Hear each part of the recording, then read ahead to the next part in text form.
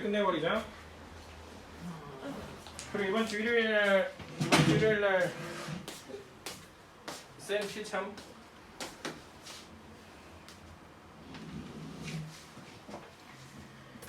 자, 글쎄요. 대학 수학능력 시험 수학영역 나형에 응시한 수험생의 점수는 평균이 M점이야. 너네 책에도 나형이라고 해? 네. 이제 너네 나형 가형 아니잖아. 형? 작년에 사서 그런가? 올해 산 사람. 학종식 올해 산 사람 와서? 그래? 그래. 뭐 아무튼 나형에 응시한 수험생의 점수는 평균이 M점이고 표준 편차가 15점인 정규표를 따른다고 한다. 이거 잘 해석을 해야 됩니다. 이 시험을 본 수험생 중에서 2,500명을 이미 추출해서 점수를 조사했더니 평균이 65점이었을 때, 자, 이 65점이라는 건 표본 평균의 평균일까, 표본 평균일까, 우평균일까?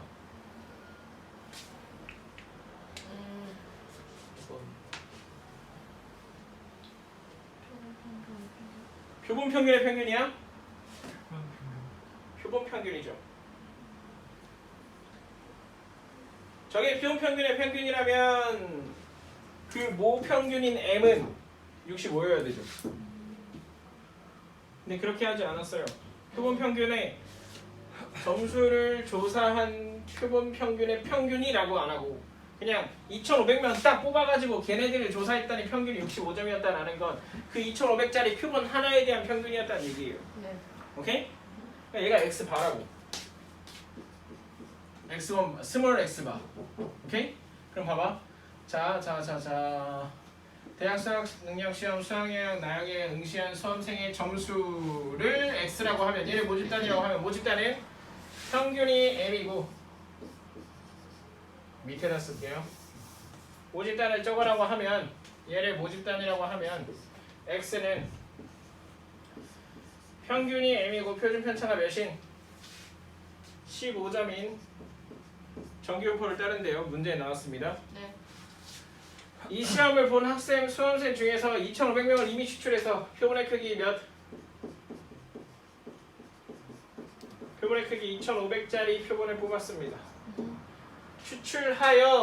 이미 추출하여까지만 읽고 우리는 이걸 생각할 수 있어야 돼. 그렇다면 X반은 어떤 분포를 따라야 돼? 표본 평균이라는 확률 변수는 어떤 분포를 따른다? 평균이 M이고 분산이 2,500분의 15제곱인 2,500은 참고로 50의 제곱이죠. 그러면 50분의 15의 제곱 50분의 15는 약분하면 몇이에요? 10분의 3. 그죠? 10분의 3이죠. 표준 편차 10분의 3인 분포를 따를 것이다. 근데 이 분포를 따르는 이 확률 변수 중에 어느 하나를 딱 뽑았더니 걔가 뭐야? 65점인 거야. 이 중 하나로 딱 뽑았는데 걔가 X파가 65점인 거죠. 자, 무평균 M에 대해서 다음을 구하시오. 신뢰도 95%의 신뢰 구간, 신뢰도 99%의 신뢰 구간 구하라고 했는데 99% 하나만 해보겠습니다. 어떻게 해야 돼? 신뢰도 99%의 신뢰 구간 어떻게 해야 돼? 여기 2.58까지가 0.99입니다. 무평균 M은 몇에서 몇 사이에 있다?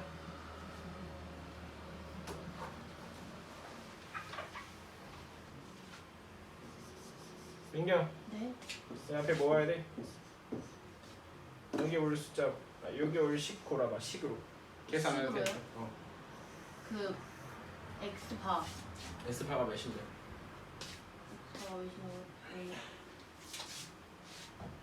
지금 내가 65, 뽑은 65, 표본이 65. 그치. 내가 뽑은 표본의 평균이 65점이라네. 그럼 여기 65 빼기 2.5 8에 곱하기 그 10분의 3. 10분의 3 루트 n분의 시그마 10분의 3 여기는 65 더하기 2.58에 10분의 3 이렇게 되는 거죠. 여기가 99% 신뢰 구간입니다. 오케이?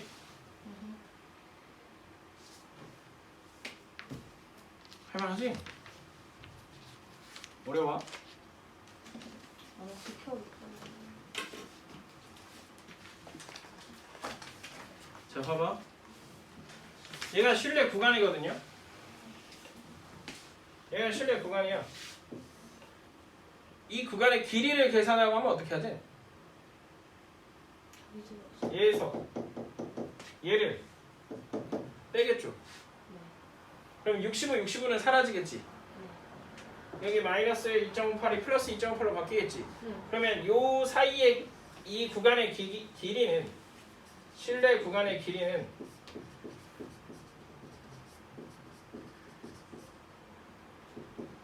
2 곱하기 2.58에 곱하기 10분의 3이 되겠죠. 네. 그죠? 네. 그지? 그래. 그러면 무평균에 대한 실내 구간의 길이. 실내도 95%의 자 시그마는 모집단이 시그마는 모집단의 표준 편차고 모표준 편차죠. 그 다음에 n이 표본의 크기일 때 95%의 실내 구간의 길이는 2 곱하기 1.56 곱하기 루트 n분의 시그마다. 당연한 얘기고. 왜? 그 x 바를 기준으로 x 그러니까 모평균 n이 x바 플러스 루트 x바 플러스 1.96 곱하기 루트 n분의 시그마보다 작거나 같고 x바 마이너스 1.96 곱하기 루트 n분의 시그마보다 크거나 같다 이렇게 될 거니까 양쪽 이거 두 개에서 이거랑 이거에서 얘를 빼면은 얘가 나올 거란 말이야. 그지? 아까처럼. 네. 밑에 있는 여기서 얘를 뺀다고. 그렇게 되겠죠. 99%는 이거. 그죠? 당연한 얘기입니다. 자, 문제로 넘어갑시다.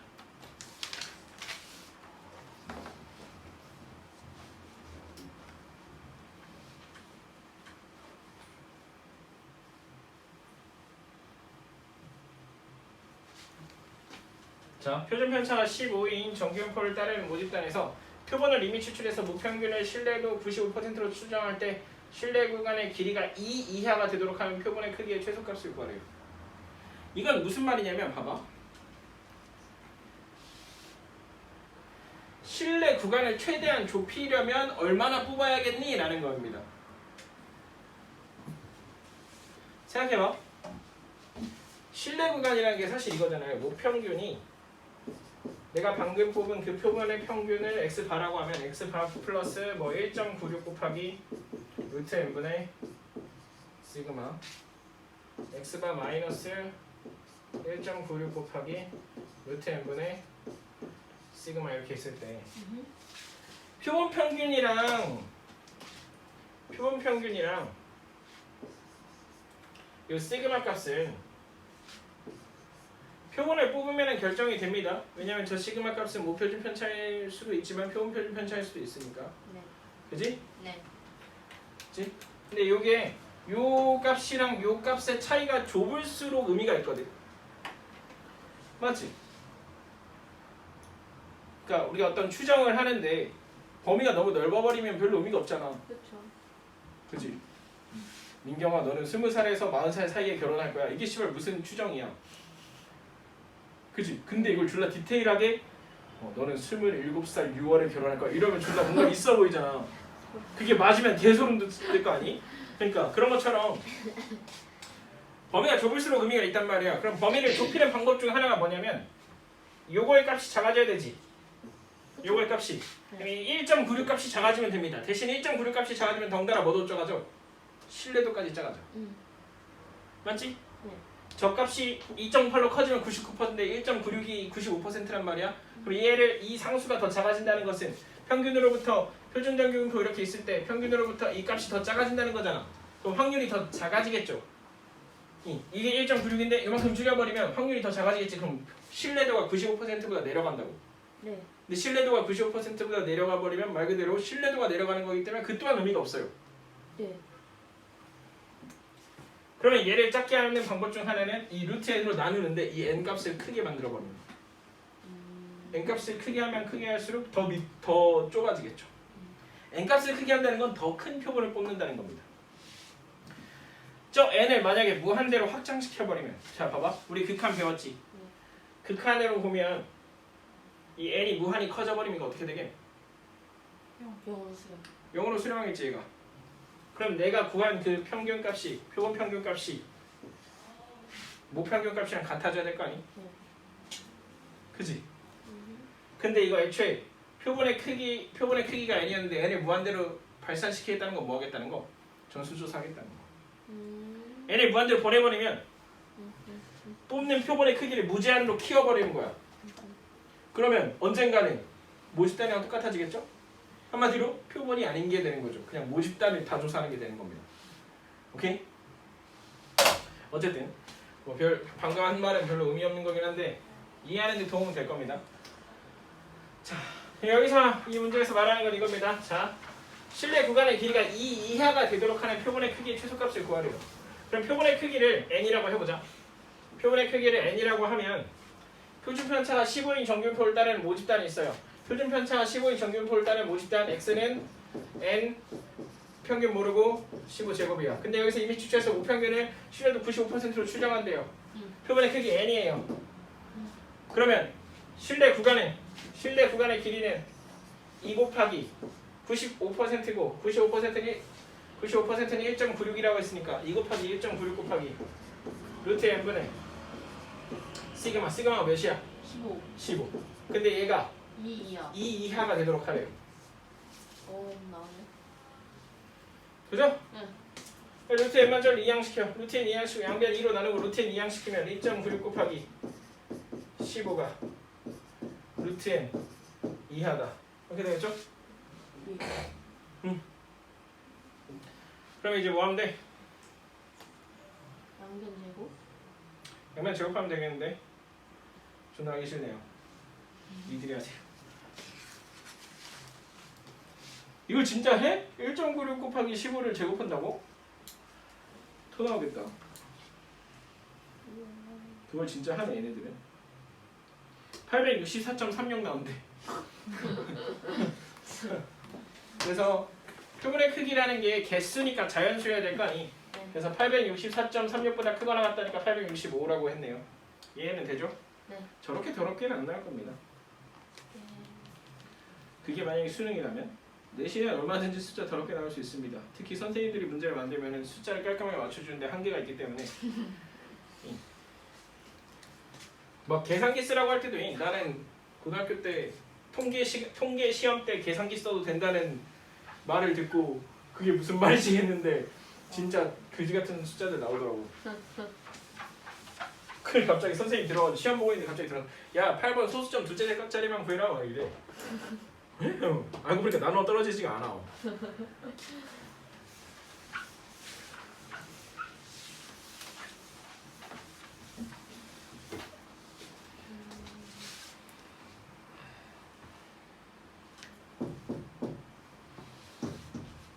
뭐 문제가 거의 똑같네요. 그러면 끝입니다. 오케이.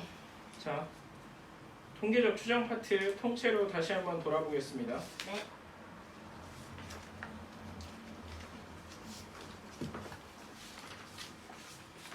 통계적 추정은 크게 두 파트가 있었습니다. 모집단과 표본, 이제 여기서 용어 공부를 했고요. 그 다음에 모평균의 추정을 배웠는데 오늘 한 게 모평균의 추정을 한 거거든요. 네. 자, 모집단과 표본 여기서 했던 건 이제 말 그대로 모집단이라는 용어, 그 다음에 전수조사, 그 다음에 임의 추출, 보건 추출, 비보건 추출이라는 용어들과 표본과 표본조사 이런 용어들을 배웠고, 모평균과 표본평균. 모평균은 모집단의 평균, 표본평균은 표본 하나의 평균. 그지? 근데 그 표본마다 표본평균이 있을 거니까 걔네들을 모아놓고 보면 걔네들이 확률 배수가 되더라. 왜? 그 표본평균 값이 나올 수 있는 확률을 구할 수 있었거든. 그 확률이 뭐랑 같아? 그 표본을 뽑을 확률과 같죠. 그래서 그 뭐냐 표본평균의 평균, 분산, 표준편차 잡아. 표본평균의 평균, 표본평균의 분산, 표본평균의 표준편차가 모평균과 모분산과 어떤 관계가 있었죠. 네. 표본평균의 평균은 표본 평균의 평균은 모평균이랑 같다. 모집단의 평균이 모평균과 같다. 그 다음에 표본 평균의 분산은 뭐랑 같아? 모집단의 분산인 모분산을 뭘로 나눠야 돼? 표본의 크기인 n으로 나눠야 되죠. 그거의 값과 같습니다. 이론적으로. 여기서 이론적인 이야기들을 한 거야. 그러면 표본 평균이 m이고 분산이 분산이 n분의 시그마 제곱인 그런 분포를 띠게 되는데, 만약에 모집단이 정규분포면 표본 평균도 정규분포. 만약에 모집단이 정규분포가 아니라고 할지라도 표본 평균은 정규분포. 모집단이 정규분포든 정규분포가 아니든 표본 평균이 정규분포였기 때문에 여기서 이 짓을 할 수 있었습니다. 왜? 이건 전부 다 표본 평균이 정규분포를 띈다는 걸 이용해야 할 수 있었거든. 표준 정규분포를 쓰려면 애초에 그 원래 분포가 정규분포여야 될 거 아니에요. 그지? 그럼 이제 이거죠. 그걸 가지고 우평균을 추정했는데, 한마디로 이겁니다. 이론적으로 표본을 뽑으면, 이론적으로 가능한 모든 표본을 뽑아서 그걸 확률 변수로 만들면 표본 평균은 모집단과 관련된 어떤 확률 변수를 띠더라. 좀 더 구체적으로 말하면 표본 평균이라는 확률 변수를 이론적으로 만들어내면 그 확률 변수는 모집단과 평균이 같고, 모집단의 분산을 표본의 크기로 나눈 값을 분산으로 갖는 새로운 확률 변수가 되는데, 우리는 그 중에 하나인 그 표본 평균이라는 확률 변수 중에 하나에 해당하는 표본 하나만 뽑을 거라고. 우리가 표본 하나를 띡 뽑아가지고 그 평균을 딱 보면 그 평균 값은 우리가 이론적으로 만들어낸 그 표본 평균이라는 확률 변수의 하나인데, 확률 변수의 값 중 하나일 건데, 그럼 이 값이 정규분포에 껴있는 어떤 하나의 값이다. 그럼 그걸 가지고 범위를 설정해서 이 값 사이에 이 값이 표본 평균의 평균값과 뭐 얼만큼 떨어져 있을 확률, 이런 걸 계산할 수 있다는 거지. 내가 방금 구한 여기서 모평균 표본 평균이라는 확률 변수에서 하나 띡 뽑았을 때 그 값이 표본 평균의 평균값과 표준 편차의 1.96배만큼 떨어져 있을 확률이 95%다. 근데 표본 평균의 평균이 모평균이랑 같고, 따라서 모평균을 추정할 수 있죠. 모평균은 내가 방금 뽑은 이 값을 기준으로 해서 표준 편차의 1.96배만큼 앞뒤로 잘랐을 때 그 안에 모평균의 값이 존재할 확률이 95%다 라고 내가 표본을 뽑아서 그 표본이 갖는 표본 평균 값을 가지고 모평균이 이 근처에 있을 확률을 추측할 수 있고, 그걸 신뢰도로 내세울 수 있는 거죠. 내가 평균 그려보니까 90점 나왔는데, 이것저것 계산했더니 85점에서 95점 사이에 실제 평균이 있을 확률이 95% 정도 돼 라고 말할 수 있는 거, 그게 통계적 추정이다. 그게 표본조사의 의미다 이거죠. 그죠? 그래서 여러분들이 이거를 좀 알고 나중에, 물론 뉴스를 지금도 안 보시겠지만, 안 보지? 시간 나면 인스타나 유튜브 보지, 뉴스는 잘 안 보잖아요. 근데 막 이제 경제지표나 이렇게 뭐 우리 대선 이번에 했었잖아. 그런 거 보면은 통계조사가 엄청 많이 나오거든. 맞아요. 특히 그 투표 선거 할 때는 보면은 통계조사를 엄청 많이 하잖아. 왜 그거 일주일에 한 번인가 3일에 한 번인가 그거 전화로 전화 돌려가지고 하네. 그럼 그거 이제 이렇게 말한단 말이야. 이런 식으로 말해. 그럼 뭐 예를 들어서 그 당시에 뭐 누구 후보의 지지율은 몇 퍼센트, 오차범위 플러스 마이너스 몇 그리고 신뢰도 몇 퍼센트 이렇게 말하거든. 그러면은 사실 그 얘기가 뭐냐면, 예를 들어서 A 후보의 지지율이 30%인데 오차범위가 플러스 마이너스 0.3%다 라는 건 29.7%와 30.3% 사이에 있을 확률이, 그 뒤에 이제 신뢰도를 말해줘. 신뢰도 95%로 추정했을 때 뭐 이런 식으로 말한단 말이야. 그러면은 그 후보의 실제 지지율이 29.7%와 30.3% 사이에 있을 확률이 95%다 이 얘기거든. 거의 맞다는 게? 그건 생각하기 나름이죠. 95%를 얼마나 믿음직하게 볼 건지. 는 뭐 상황에 따라 다르죠. 너 95%의 확률로 서울대 갈 수 있고 대신 나머지 5%의 확률로 한라대 가야 되면 그 게임 할래 안 할래? 너가 이 게임을 해. 여기다가 이렇게 돈을 걸어. 여기다가 너가 참여하겠다고 하면 95%의 확률로 서울대를 보내줘. 대신 5%의 확률로 한라대를 가야 돼. 해야 돼. 전안 해요. 그러니까. 그럼 거의 간다고 보는 게 맞나? 아 그러네. 99%면 해야 돼. 99% 하죠. 하지. 그럼 네. 하지. 99%인데 5년 동안 다시 대입을 못해. 5년간 재수 불가. 해야 돼. 하죠. 99%. 한다고 99%면? 그쵸 하죠. 난 안 해.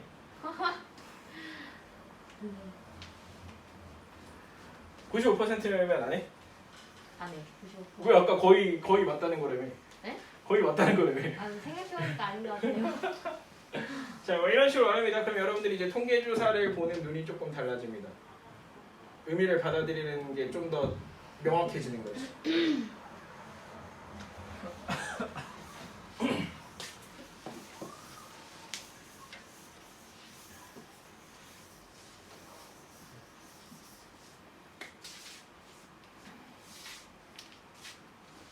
끝. 자, 일단 여러분들은 어쨌든 당연히 통계 끝까지 공부를 하셔야 되고요. 네. 당연하지. 너네도 일단 유제는 풀어라. 아무리 이거를 나중에 시험 볼 거지만 일단 유제는 풀어놔라. 그래도 한 번 본 게 나중에 의미가 있으려면 나중에 뭐라도 좀 기억나야 될 거 아니. 알았지? 그러면 일단 준영이랑 민서는 다음 시간이 일요일 오후 1시고 저 이제 좋아. 너네는 이제부터 정해보자. 가보자. 끝! 이거 진짜 너무 떨린다. 어떡하지? 아.